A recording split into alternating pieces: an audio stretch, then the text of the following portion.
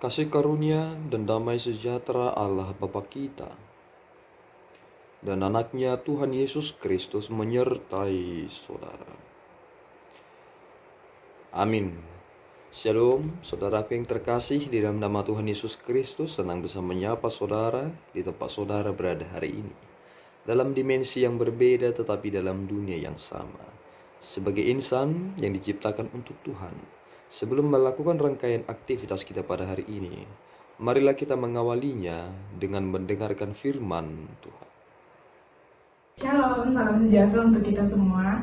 Aman dan Inang, renungan kita di hari ini terdapat dalam Markus 9 ayat 47. Lalu Tuhan berfirman, "Dan jika matamu menyesatkan engkau, cungkilah, karena lebih baik engkau masuk dalam kerajaan Allah dengan bermata satu, daripada dengan bermata dua dicampakkan ke dalam neraka."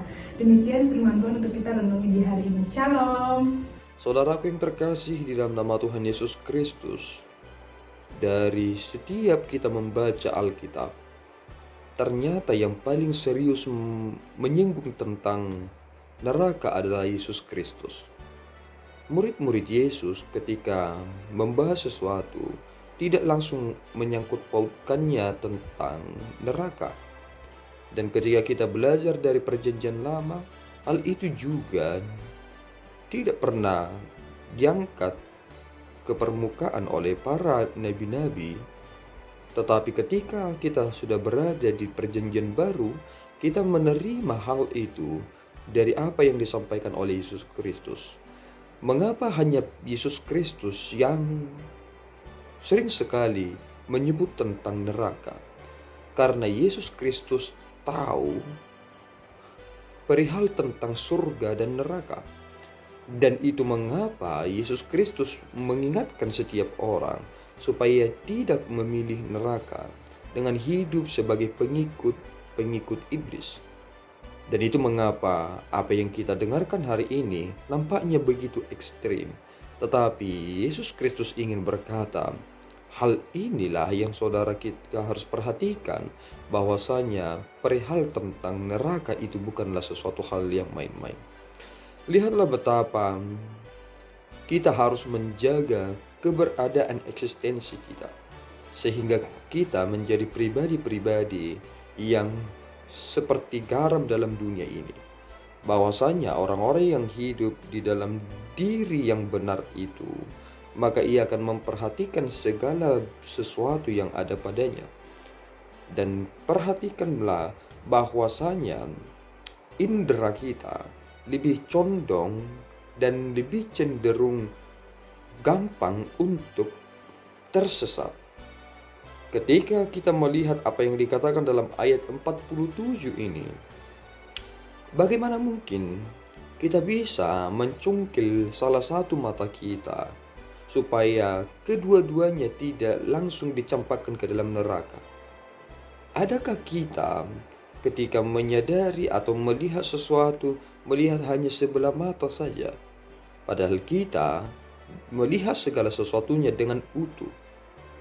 Bagaimana kita akan bisa mencungkil mata dan hidup satu mata saja dengan penyesalan yang sungguh-sungguh besar?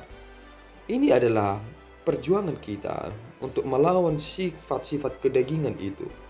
Bahwasanya ketika kita sudah hidup di dalam Kristus, berangsur-angsur kita berusaha untuk menjadi pribadi yang dapat memenangkan segala sesuatunya. Nampaknya dosa itu adalah sesuatu hal yang manis, tetapi memang iblis melakukannya dan menawarkan keberdosaan itu manis di muka, tetapi pahit di akhir. Jika dosa itu tidak manis di awal, tentu kita tidak akan mau.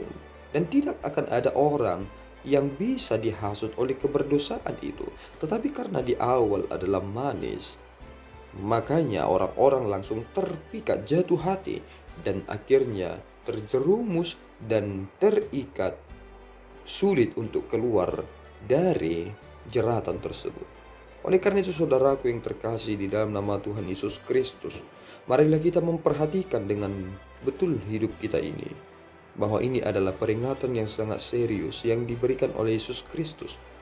Bukankah dewasa ini ternyata kita telah menyadari bahwa keberdosaan kita lebih banyak dari apa yang kita lihat saat ini.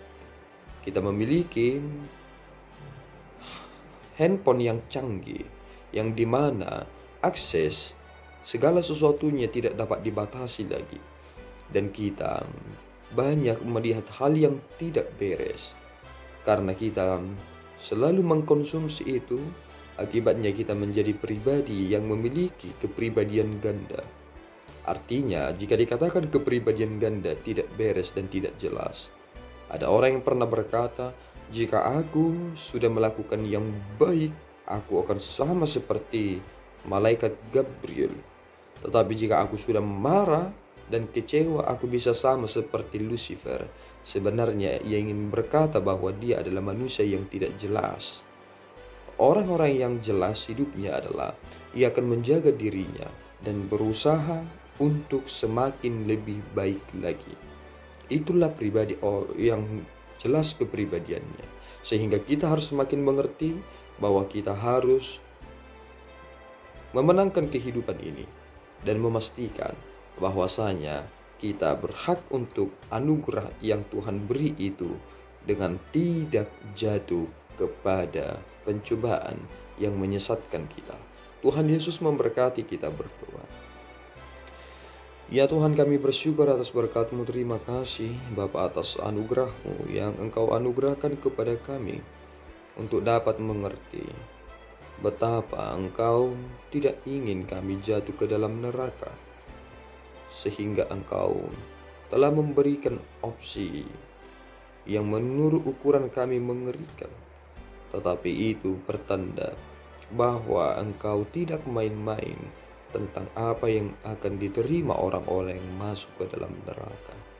Tolong kami ya Tuhan, supaya kami dapat menjaga setiap apa yang kami hendak lihat, supaya kami hanya melihat kemuliaan-Mu saja, bukan melihat tentang kemiskinan rohani yang membuat kami semakin